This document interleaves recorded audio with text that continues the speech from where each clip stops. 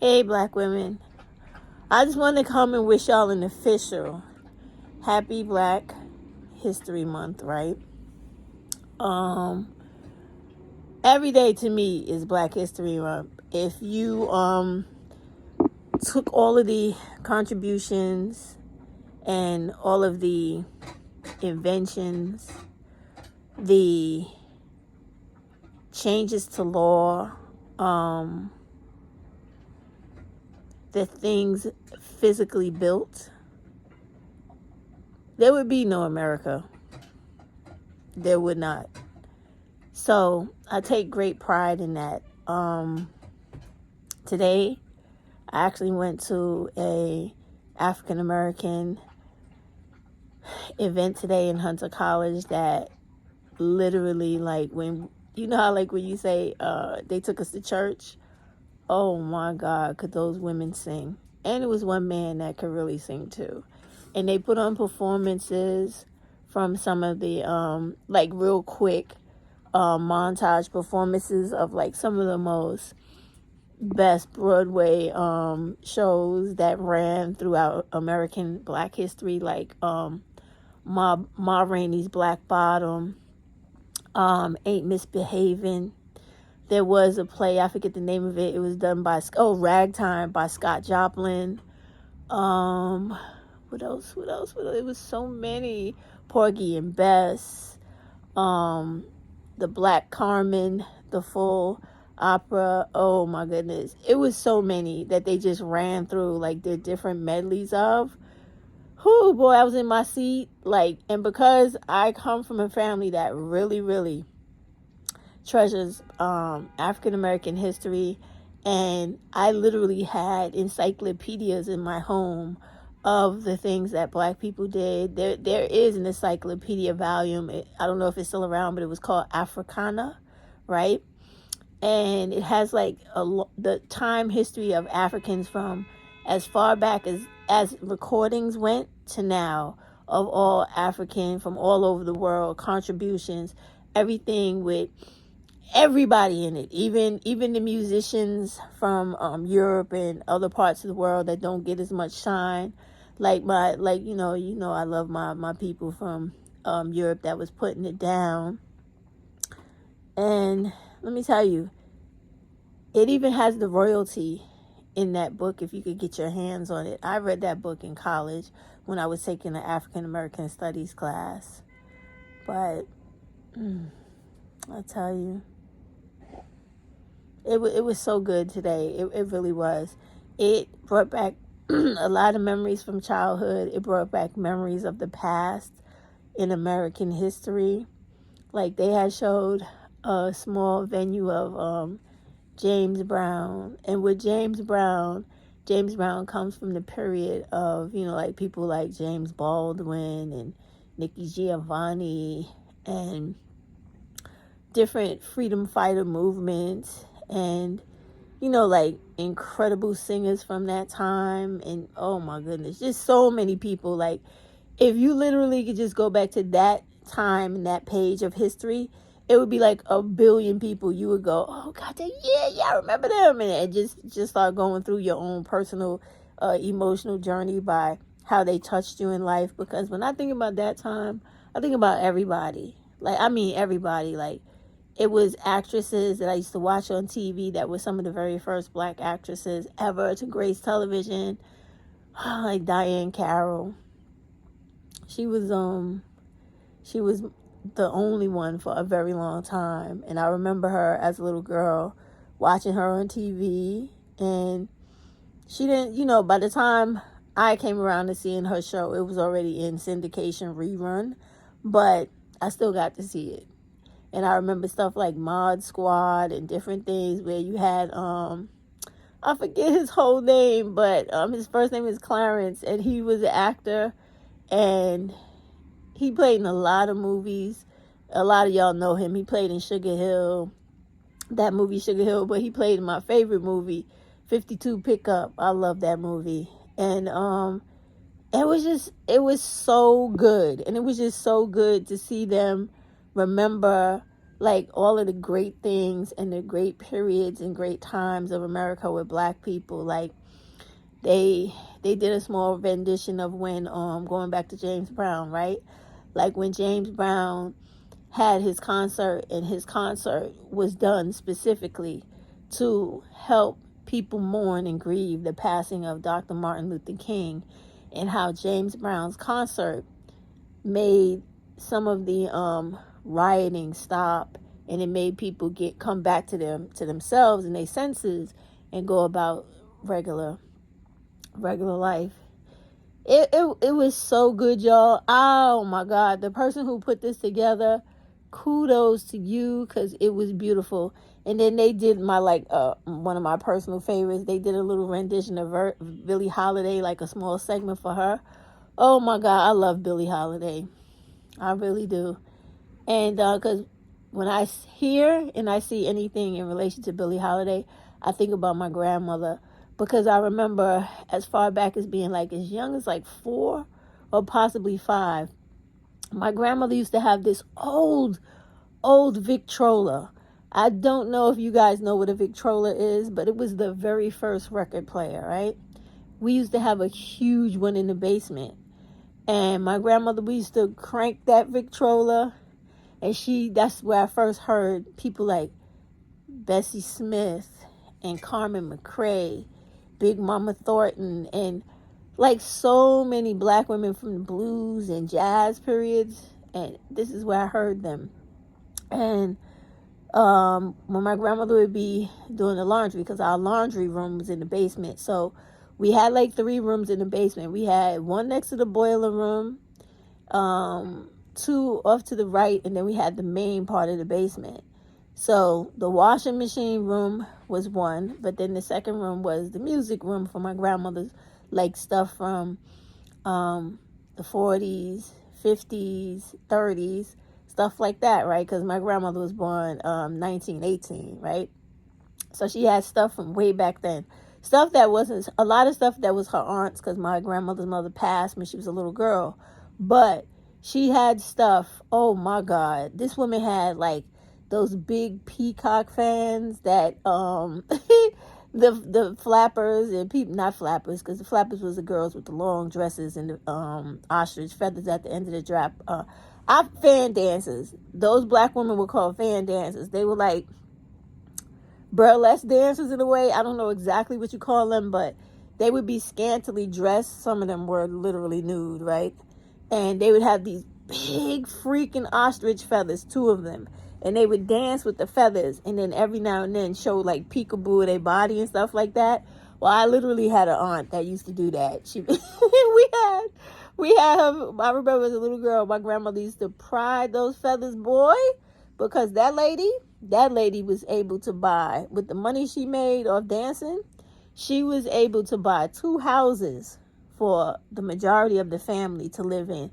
And back in those days, oh my God, that was a big to do. So she was big time. And a lot of people, y'all make fun of my grandmother's first cousin, but he's also related to me, is Lincoln Perry, otherwise known as Step and Fetch It.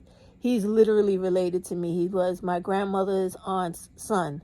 So, but anyway, I love that stuff. And when grandma would think about her childhood, she would play Billy, because she used to say that Billy favored one of her cousins that died young. And so she used to play Billy like all the time. And I remember to this day, the very first song I ever heard of Billie Holiday's was One Day, The Man I Love. And after that, the second record was God Bless the Child. And I love that record just for the lyrics, you know? And it's still true to this day. Like, you'll have friends, you'll have people who love you, whatever, supposedly, as long as you could do something for them. And just as soon as your luck runs out and you don't have everything as opulent as you did before, then all of a sudden people start to fade away until you get stuff again, until you get more money again. So I really like that song. But it just, for me, it drew me back to my grandmother teaching me how to tap dance, teaching me how to buck dance. That everything they taught her, she used to teach me how to two-step and waltz and all that stuff that they used to do. Because my grandmother, she would be something now, y'all, back in the day. She used to dance at the Savoy in Harlem. Oh my goodness, she used to have her big old reel-to-reel to show me her and her cousins and all of them dancing there. It was really, oh gosh, it just took me back to a time that just made me so proud of black people. Because black people really, even though we had it hard, we never lacked for any type of creativity or appreciation for life and for other people that we love so dearly. I remember in Louisiana and in New York, we used to have, like, everybody knows black people have our Sunday dinners with wherever you come from, parts of the country, some call them Big Mama, some call them Medea, some call them Mama, others call them my grandmère, and other things, right? Depending on where you come from, America. And they did a little tribute to that too, as they sang some of the songs. They sang the Black National Anthem, and then after that, they came out and did like a little performance of like the Sunday dinner.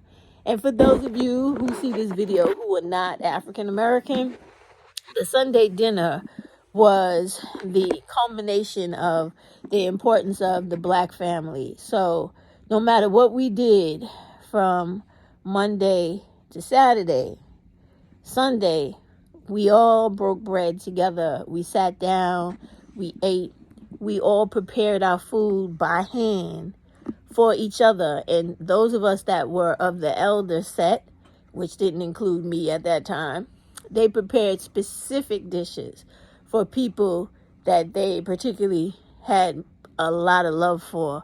How Bob Marley has a song about that. It's really pretty. But anyway, I'll talk about that right now. So, and it doesn't have to be a spouse. It could be like my grandmother. She used to have a favorite aunt, so she would make an incredible dish for her, and then other people would make different dishes for those people that they had like a huge affection for, like somebody that literally raised them outside of their grandparents or their parents themselves.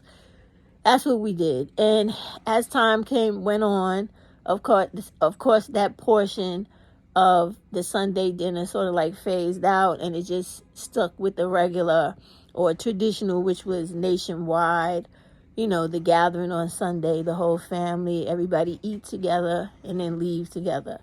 So they did that, and I really like that too, because that brought back a hell of a lot of memories about cousins that I grew up with that are no longer here, aunts, uncles, everybody that, people that used to grab you by your shirt, like, what are you doing? Straighten you out and then get you your favorite thing on your birthday or Christmas time, all those type of things. Oh my goodness.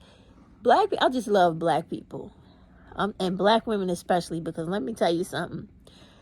When it came to the performances that I saw today, you talking about heartfelt vocal voice, melodic tones, and joyful noise, girl.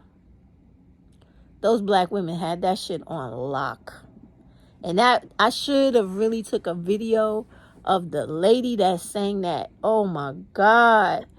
Mahalia Jackson probably turned over her grave and gave tribute to that lady today, because that lady did Mahalia Jackson well. Do you hear me?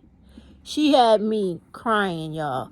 I was bawling in the chair because she was just hitting those notes.